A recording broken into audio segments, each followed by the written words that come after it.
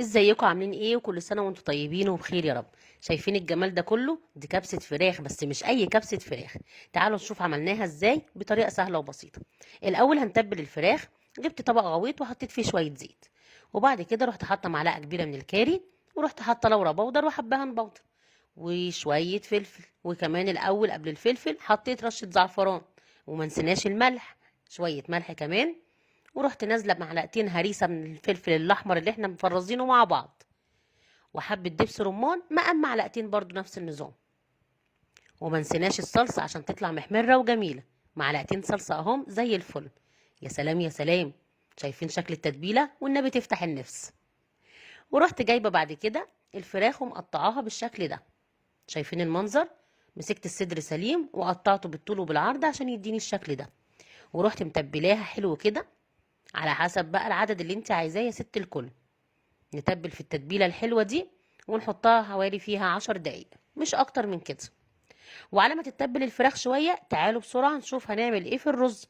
جبت حله من نيوكلاين زي ما انتم شايفين كده، علشان ما بيلزقش فيها اي حاجه والحبايه تفضل لاخرها.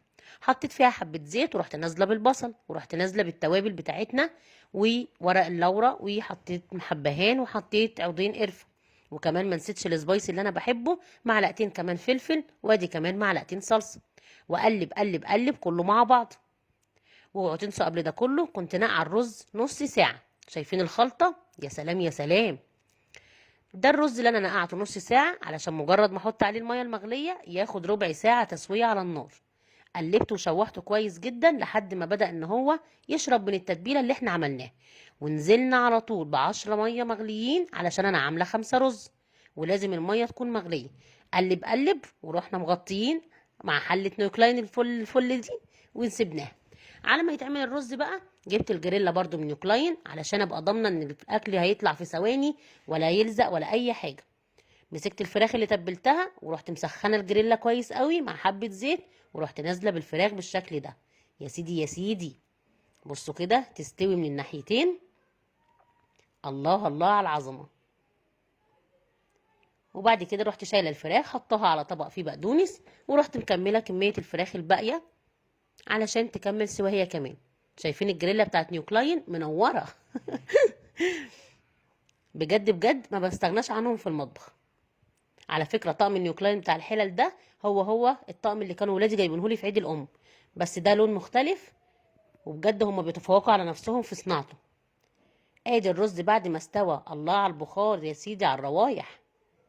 شايفين؟ هنزل دلوقتي ومش هتلاقوا ولا رزايه موجوده في الحل. شايفين المنظر عامل ازاي؟ مش زي الحلل اللي تحط الرز فيها ياخد نصه وهو بيتغسل. وادي الفراخ كمان اهي. الله الله الله الله على العظمه. رصيت الرز في صينيه كبيره، ورحت بقى مدياله كده رشتين بقدونس في الجوانب، ورحت طالعه بالفراخ دي. عيدان القرفه ديت اللي كانت في الرز حطها في النص اهي.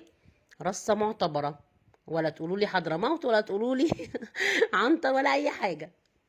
تتعمل في البيت زي الفل. شايفين المنظر عامل ازاي؟ يا سيدي يا سيدي. الله اكبر. اشوفكم في فيديو جديد. باي باي. تعالوا تعالوا، نسيت اقول لكم على حاجه كمان. ان الحلويات اللي انا عاملاها دي وكبسه النهارده السريعه جدا ما خدتش مني وقت خالص، علشان عاملاها في حلل نيوكلاين. نيوكلاين دي انا بجيبها من عند برايتز هاوس. برايتز هاوس فعلا متفوقين على نفسهم. اللطم بتاعتهم هايله، ما ولا بتلزق ولا حاجه. شايفين؟ طبخه هايله وتبقى في عزومه تجنن في وقت بسيط جدا. برايتز هاوس يا جماعه عندها اطقم هايله، وهي اللي عندها اطقم راك. اوعوا تنسوا حاجه زي كده. الطقم حلو جدا، انصح كل عروسه ان هي تجيبه. مبروك لعرايسنا.